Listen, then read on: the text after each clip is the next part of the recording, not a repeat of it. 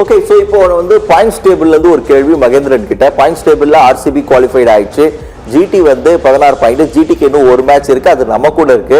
எஸ்ஆர்ஹெச்க்கு இன்னும் 2 மேட்ச், அதுவும் குறிப்பா 2 முக்கியமான டீம் கூட ஆடுறாங்க. பஞ்சாப்க்கு வால்வா சாவா மேட்ச். இப்படி இந்த சீசன்ல இன்னும் கூட டிசி கேகேஆருக்கு வாய்ப்பு இருக்கு அப்படின்னு அவங்களும் நம்பிக்கையோட இருக்காங்க. ஸோ டிசிக்கு வாய்ப்பு இன்னும் இருக்கா? ஏன்னா 14 பாயிண்ட் இருக்காங்க, அந்த 14க்கு கண்டிப்பா சான்ஸே இல்லை அப்படிங்கிற மாதிரி தான் இப்போ கரண்ட் சுச்சுவேஷன்ல இருக்கு. அப்படி இருக்கும்போது ஃபர்ஸ்ட் 2ல முடிக்கிறதுக்கு யார் 2 பேருக்கு வாய்ப்பு இருக்குன்னு நினைக்கிறீங்க? இல்ல ஃபர்ஸ்ட் இப்போ டிசி கேகேஆர் இவங்க 2 பேருக்குமே வாய்ப்பு இருக்கான்னு பாத்தீங்கன்னா இல்ல அப்படின்னு தான் நான் சொல்லுவேன். ஏன்னா அவங்க வந்து இப்போ இருக்க கரண்ட் ஃபார்முக்கு அவங்க வின் பண்ணி மேல போயிடலாம். ஸோ அதுல வந்து அவங்க கான்பிடென்டா இருக்கலாம். பட் அவங்களுடைய ஆப்போசிட் டீமை பயங்கரமா அடிச்சு நெட் ரன் ரேட்டை பிளஸுக்கு கொண்டு வர முடியுமா இந்த கடைசி 1 or 2 மேட்சஸ்லனா அது ரொம்பவே கஷ்டம் என்னை பொறுத்த வரைக்கும். ஸோ அதனால டிசி கேகேஆரை வந்து பெருசா கருதல. இப்போ அவங்களுமே வந்து பாத்தீங்கன்னா எம்ஐ எல்எஸ்சி இவங்க 2 பேருமே என்ன பண்ண போறாங்களோ அதுதான் அவங்களுமே பண்ண போறாங்க. ஸோ அதுல எந்த விதமான மாற்று கருத்தும் இல்லை. லாஸ்ட் மினிட்ல எனக்கு தெரிஞ்சு இவங்க 2 பேருமே ஃபார்ம்ல வந்துட்டாங்களோ அப்படின்ற மாதிரி எனக்கு தோணுது.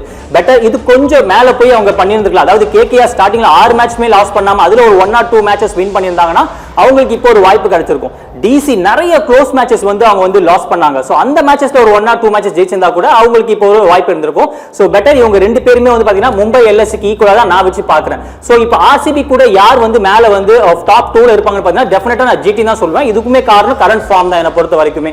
இப்போ வந்து எஸ்ஆர்ஹெச் வந்து நம்ம பார்த்தோம், நம்ம எவ்வளவு டேபிள் லோல இருந்து அவங்க டாப்புக்கு போனாங்க அப்படின்றத. சோ அந்த மாதிரி போன ஒரு டீமே வந்து பாத்தீங்கன்னா ஜிடி பயங்கரமா தும்சம் பண்ணிட்டாங்க. எப்படின்னா 86 ரன்ஸ்க்கு ஆல் அவுட் பண்ணிருக்காங்க.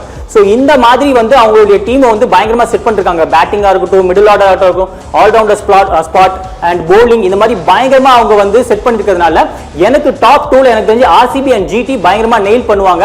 சோ இந்த 3rd place SRH and 4th place Punjab அல்லனா சிஎஸ்கே. ஆர்ஆருக்குமே வாய்ப்பு கம்மி அவங்களுடைய கரண்ட் ஃபார்மை பொறுத்து. ஓகே, ஸோ சிஎஸ்கேக்கு பஞ்சாப்க்கு போட்டின்றாங்க, ஆர்ஆர் வந்து சான்ஸ் கம்மின்னு.